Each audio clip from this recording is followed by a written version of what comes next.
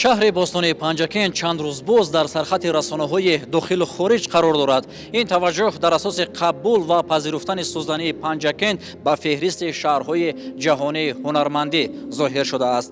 Барои иштирок дар ин чорабинии фарҳангии сатҳи баланд зиёда аз 200 нафар намояндагони созмону ташкилот ва ҳунармандон аз 16 кишвари дуру наздик вориди шаҳр гаштанд. Ин дастовард, ки бо муаррифии санъати баланди ҳунармандии мардуми тоҷик, хусусан сокинони шаҳри бостонии Панҷакент, нуфузи кишвари моро дар арсаи ҷаҳон боз ҳам боло мебарад, натиҷаи таваҷҷӯҳ ва фароҳам овардани шароиту имкони мусоид ба рушди ҳунарҳои мардумӣ аз ҷониби пешвои муаззами миллат муҳтарам Эмомалӣ Раҳмон аст.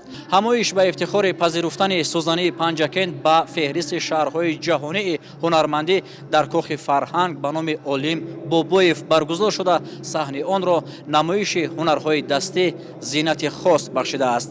Дар намоиши ҳунарҳои мардуми на танҳо аҳли ҳунари тоҷик, балки бонувони ҳунар аз кишварҳои Русия, Эрон, Туркия, Қазоқистон, Узбекистон, Қирғизистон ва дигар кишварҳои хориҷ маҳсули дасти худро ба тамошо гузоштанд.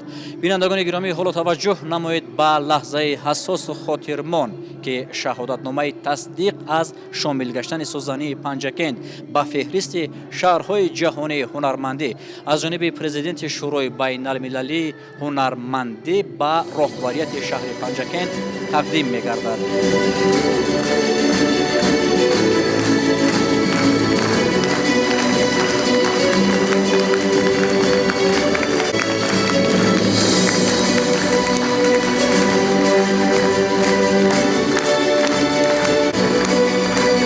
جایزه مبارک باشد.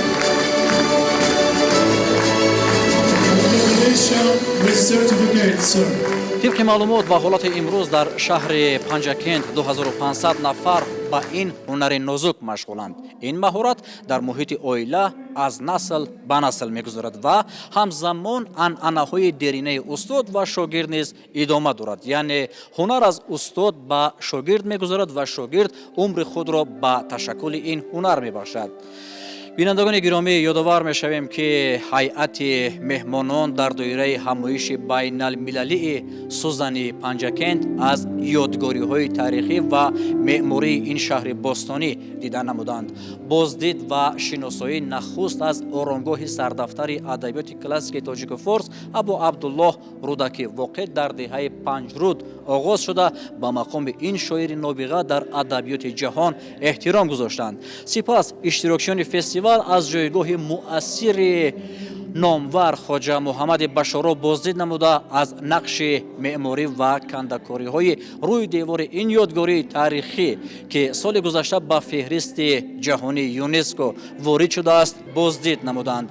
Дар идомаи боздид аз мавзеъҳои таърихии шаҳри Панҷакент намояндагони созмону ташкилот ва кишварҳои дуру наздик аз ёдгории 5500-солаи Сарразм шинос шуданд. Сарразм, ки яке аз марказҳои ташаккули маданияти кишоварзӣ, шаҳрсозӣ ва ҳунармандӣ дар шарқ маҳсуб меёбад, таваҷҷӯҳи ҳайати меҳмононро бештар ҷалб намуд. ёдовар мешавем, ки моҳи октябри соли равон шаҳри Панҷакент аз ҷониби шӯрои ҷаҳонии ҳунармандӣ ба таври расмӣ чун шаҳри ҷаҳонии ҳунарҳои дастӣ барои сӯзданидӯзӣ эътироф гардид. Ин иқдом баёнгари зарофати ҳунар ва анъанаҳои қадимии сӯзанидӯзӣ аст, ки аз умқи таърихи шаҳри бостонии Панҷакент реша дорад.